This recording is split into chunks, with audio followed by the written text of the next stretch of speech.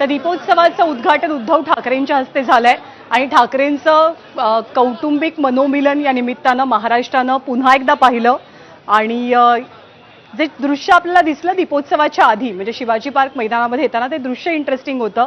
त्याबद्दल आपण संदीप रामदासींशी बोलतोय की जे चित्र दिसलं दोघे भाऊ एका गाडीत, जनरेशन नेक्स्ट एका गाडीत आणि दोन्ही जावा एका गाडीत, तर संदेश देण्याचाही प्रयत्न झाला.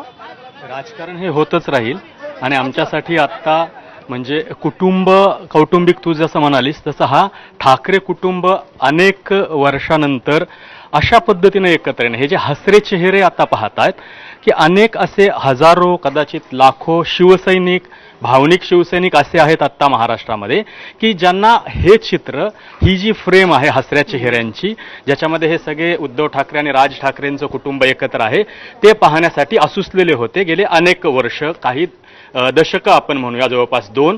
तर मला असं वाटतं की त्यांच्यासाठी हा स्वप्नपूर्तीचा क्षण असू शकतो.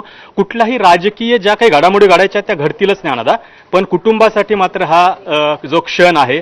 आणि तू जे सांगतेस की ह्या जावा एकत्र येणं, हे चुलत भावांनी एकत्र येणं आणि त्यांचे अशा पद्धतीचे हसरे चेहरे हे आपल्याला पाहायला मिळणं, मला असं वाटतं की हे सगळ्यात जास्त बियॉन्ड पॉलिटिक्स ज्याला म्हणता येईल अशा पद्धतीचं हे कौटुंबिक मनोमिलनच याला आपल्याला म्हणायला पाहिजे. संदीप, धन्यवाद या सगळ्या माहितीबद्दल. तर